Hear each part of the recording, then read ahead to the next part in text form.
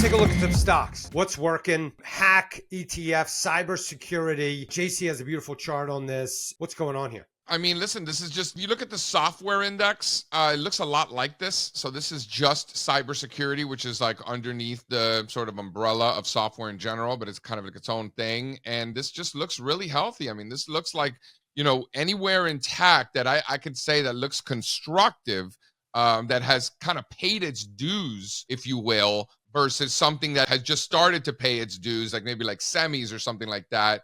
You know, this is a different thing altogether. Technology is a big space. And you know what's really fascinating? I'd love to hear your thoughts. I'm sure you've got opinions, both of you, especially Michael and Linzen, that Palantir's not in there. Palantir, there's slide 10. Take a look at that, doing really well. And then we'll get back to the Palo Alto because I know you guys wanted to talk about that. But there's Palantir making new multi-year highs, and then show Palo Alto, which obviously is in there, which looks great too. Well, two things about this. Palantir's not in there. Maybe it's kind of like Uber wasn't in the transport. So if you go back to the hack slide, two things that stand out to me. That chart would be already be in a breakout mode because CrowdStrike's 4%. So that's down 50%. So again, Palo Alto's breaking out, which is helping the index. It's the largest position in that index. So sometimes you got to look at the components of this.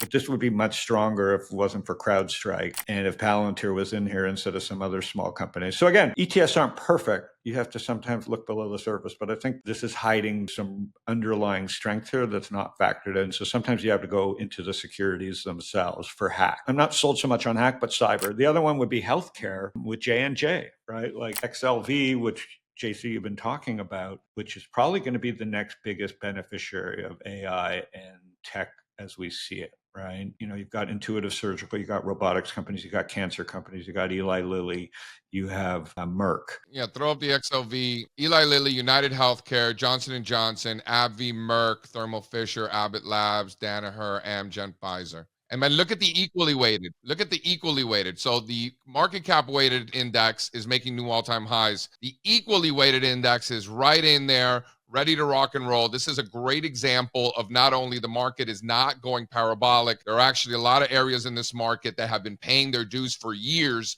and are just getting going now. And here's the biggest thing. I love this discussion, and I'd love to hear your thoughts, guys. There's a quote-unquote defensive tilt, arguably, in healthcare, where it's more defensive.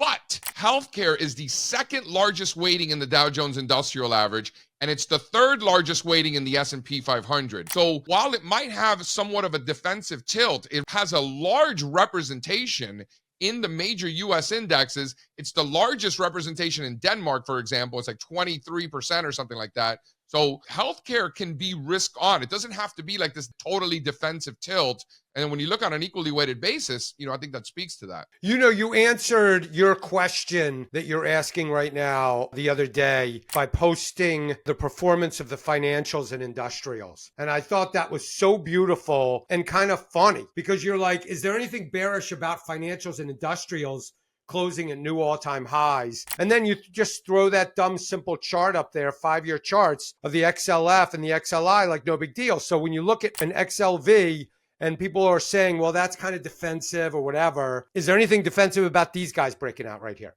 Because you've got utilities making new 52-week highs, you have consumer staples making new 52-week highs, healthcare making all-time highs, real estate has closed at new 52-week highs like 3 weeks in a row. Is that defensive? When you go back and you study every bull market ever, you know what you're going to find? You're going to find that consumer staple stocks go up. You're going to find that utility stocks go up, healthcare go up because they are stocks in a bull market. It's when those are the only stocks that are going up, that is the problem. So if we see financials and industrials, to Perlman's point, it's not just those because these over here are making new all-time highs also, you see. So it's not that it's just the defensive ones. It's that it's a bull market and there's a lot of different types of stocks that are making new highs. In fact, there are more stocks making new 52-week highs now than there have been at any point this entire bull market. So yeah, there are a lot of stocks going up.